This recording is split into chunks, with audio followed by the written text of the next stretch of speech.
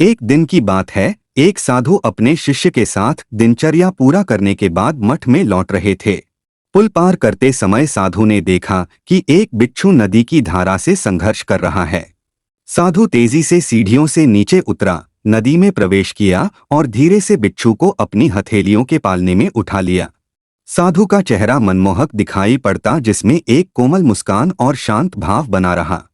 साधु के लिए हर जीवन अनमोल था। वह प्राणियों में अंतर नहीं करता। साधु ने धीरे से अपनी हथेलियों को नदी के किनारे उतारा। तभी बिच्छू ने साधु के हाथ को डंक मार दिया। साधु का पूरा हाथ दर्द से तिलमिला उठा, जिससे उसकी हथेलियां सरकी और बिच्छू फिर से नदी में जा गिरा। कोई अन्य व्यक्ति होता तो उसे वहीं छोड़ देता। वो यहाँ तक कह देता कि कैसा प्राणी है जो मुझे अपनी जान बचाने के बदले में डंक मारता है। इस पूरे प्रकरण को युवा शिष्य बड़ी अचरजता से देख रहा था। इस बार साधु ने बिना किसी संकोच से बिच्छू को उठाते समय बहुत सावधानी बरतना चाहा, लेकिन बिच्छू ने साधु को फिर से डंक मार दिया। इस पूरे प्रकरण को कई बार दोहराया गया।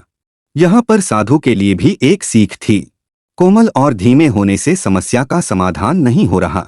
अगर और विलंब हुआ तो वह प्राणी निश्चित रूप से मर जाएगा। इसलिए साधु ने बिच्छू की क्षमता पर विश्वास किया कि बिच्छू पानी से निकलते ही अपना ख्याल खुद से रख लेगा। साधु ने धीरे से बिच्छू को उठाया और जल्दी से उसे सीढ़ियों पर फेंक दिया। बिच्छू ने जैसे ही सीढ़ियों को छुआ, वह सुरक्षित वहां से निकल भागा। साधु को पानी से बाहर निकालने में मदद करने के लिए युवा शिष्य तेजी से सीढ़ियों से नीचे उतरा।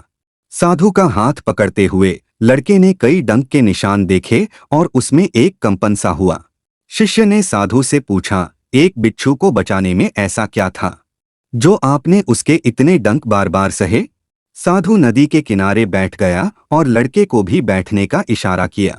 दोनों नदी के प्रवाह की मधुर ध्वनि में नहाए।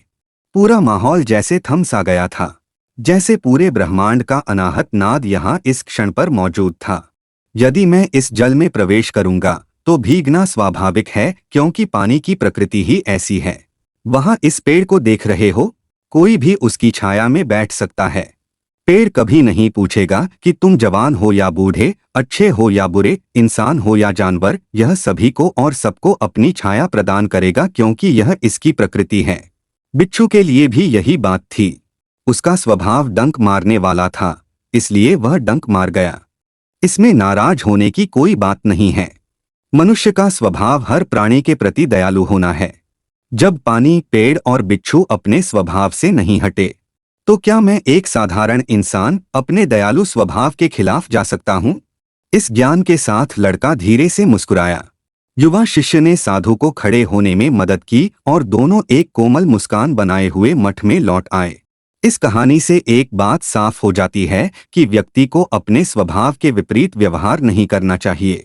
किसी भी परिस्थिति में अपने स्वभाव को शांत बनाकर रखना चाहिए। कई बार हम सबके साथ भी कुछ ऐसा होता है। बहुत से विपरीत स्वभाव के व्यक्तियों से हमारा सामना हो जाता है। उस परिस्थिति में वह व्यक्ति हमारे साथ कैसा भी व्यवहार करे, परंतु हम उसके साथ वह व्यवहार ना करें।